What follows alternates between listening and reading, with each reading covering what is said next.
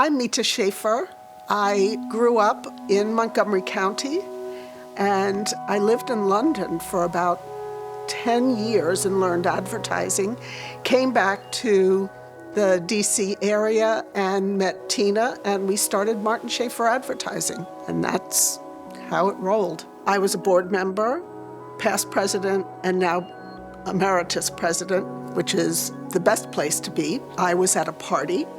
I met a lovely man named Michael Darling, and Michael and I started talking as people do, and we ended up talking about theater and the arts and things that we did in our non-work time.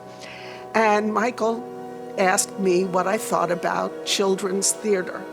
And I said it was very important that children learned about the arts and went to the theater, because if I was an old lady and those children had not gone to the theater, I would be in the theater myself. And I did not want to be in an empty theater. Well, I'll tell you, my parents were role models. They had theater subscriptions when I was a kid. They went to concerts, and they always took us when there was something appropriate to see. Sometimes things that weren't quite appropriate, but they took us anyway.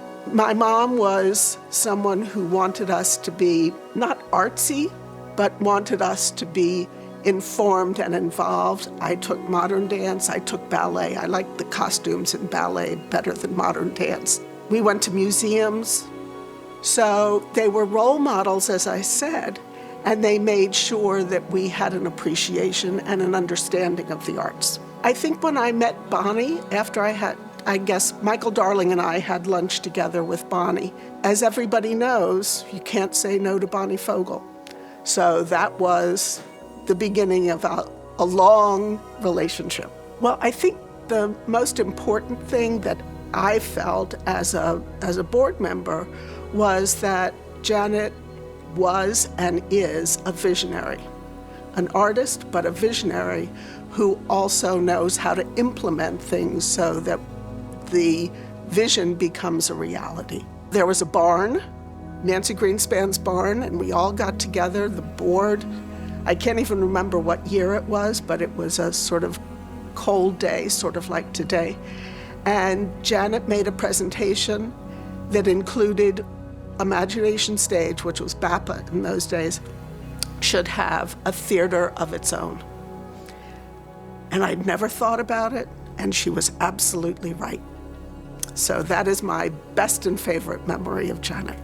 Well, I think that she has been integral in moving the field forward. And I am delighted that she has spent her career here and that we have had the benefit of her work and her vision. I sort of go back to Mao Zedong, who said, "Women hold up half the sky." And if that's the case, whatever we choose to do and whatever we put our minds to is really what is going to be invaluable to the organizations and the people we are involved with.